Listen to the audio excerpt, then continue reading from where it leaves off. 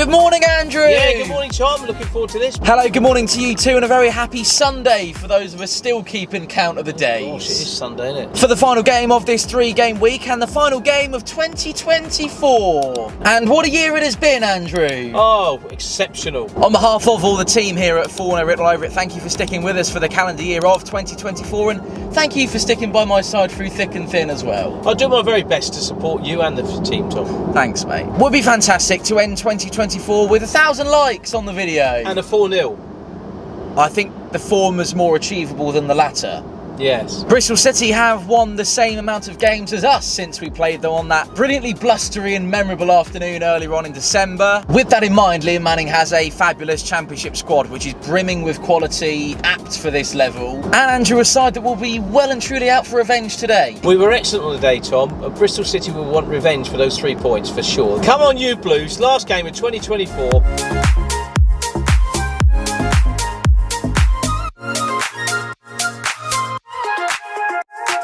I must say and must stress to you, to the discerning viewer, of which of many of you are, or all of you are, record with retro, It's not pretty shocking. Yeah, I don't think I can remember a decent game.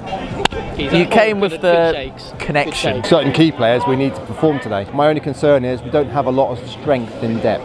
What are we expecting from today? Not much. Well, I mean, we lost 3-0 to you lot last time. I've said haven't I to about 5 people now. I can actually write the script what's going to happen today. Yeah. I must just give a shout out to yourself though. You've done a fantastic job on the mic.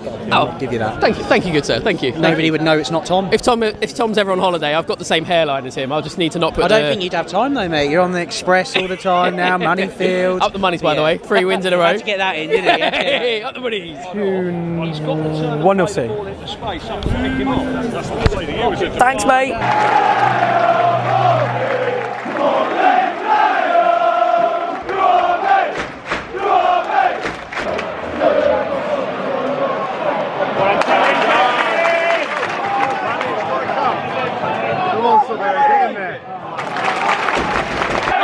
In these opening 10 minutes, that's probably the brightest moment.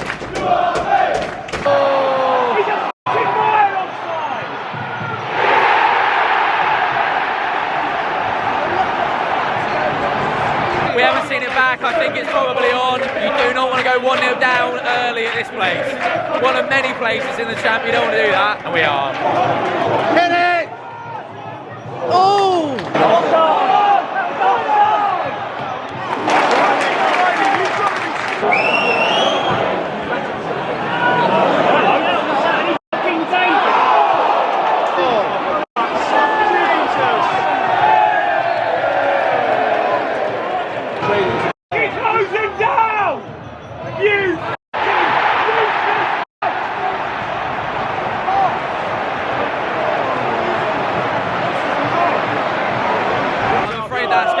Match of 2-0 unless something majestic happens, which I can't see.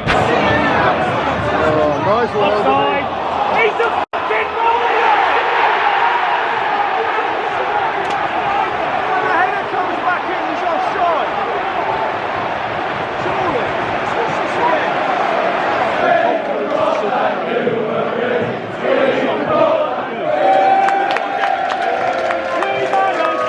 So we were trying to look for positives. We racked our brains and sadly, viewers, we couldn't find any. It's probably a result of too many changes. The cohesiveness of any of our good performance we've had have been underpinned by a lot of effort, a lot of coordinated effort. With the changes that we brought in, we're not coordinated. Stifled ourselves. We have. You could almost say that this is a Mazzino team without Mazzino's influence on it. It's almost just like a load of players rocked up today, decided to play a game of football, but there's no game plan. Can you talk to me a bit about Sammy Silveira? Because you mentioned his name several times to me in that first half.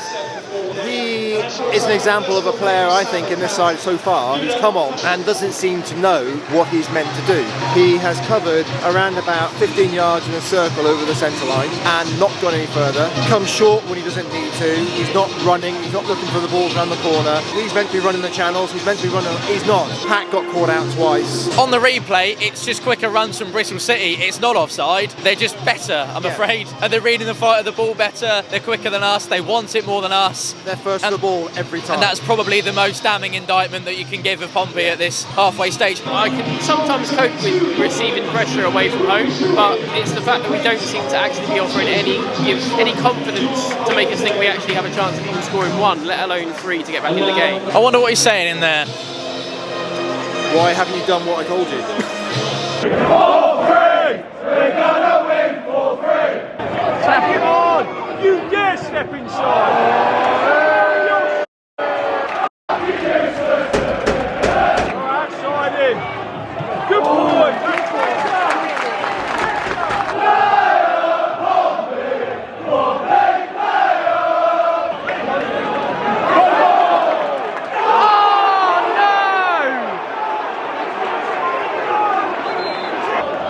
No, I'm not supporting that.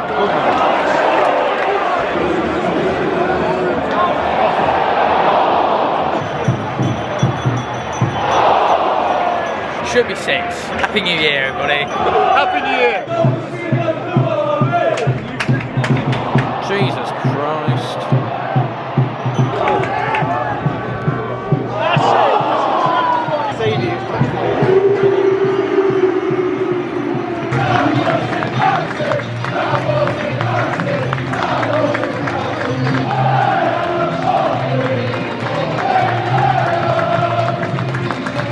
So that's 4 now. Cardiff, Stoke, Derby, and today. Yes. 4 gutless, didn't even turn up days where those are the characteristics you associate with a team that's at the bottom end of the championship, if not going down. What we are at the moment Yeah. in terms of position. Yeah, Marlon Powell was at fault for the second goal, wasn't it? Went directly down the middle, didn't it, for the first goal as well, and then the third one, people arguing it's offside when obviously Ogilvy's kept them on. Mistakes like that is going to cost you, especially in a division like this. And then when we did have the ball and we did have people out wide, such as Ogilvy, he collects the ball and goes back. It's ridiculous. We've got to be making them opportunities count, and we just don't. Simple as that. It's not good enough. Not good enough. 2 positives for me today. Number 1 is Terry Devlin, who shone to me as slightly above average in a really gutless display of other performances. And the second thing is that Pompey won't kick a ball until the January window opens now, which if you ever had an opportunity to salvage yourselves, Dan, then 31 days in the month of January is certainly that. It could be, and I'm sure they've been working hard in the background for more than several weeks, Tom, to strengthen wherever they can. I don't know where to go with that first half performance, to be honest. There was no pressure on the ball, I suppose, is where it all stems from for me. Simple things. As bad as Bristol City were at our place, we were at theirs today, Tom. It was a complete role reversal. It really shows me, again, as if we didn't know it already, exactly who our key players are in terms of putting pressure on the ball and giving ourselves a platform to play from, basically. Silvera, I was as frustrated as a lot of other people around me with him, particularly in that first half. So frustrated at times in that first half, I perhaps should come with a profanisaurus. Stick that one in your vocabulary, young man. What I would say again is that, and I said to you during the game, Silvera's played very little football from what I can see, and I don't like to see a young man judged so harshly.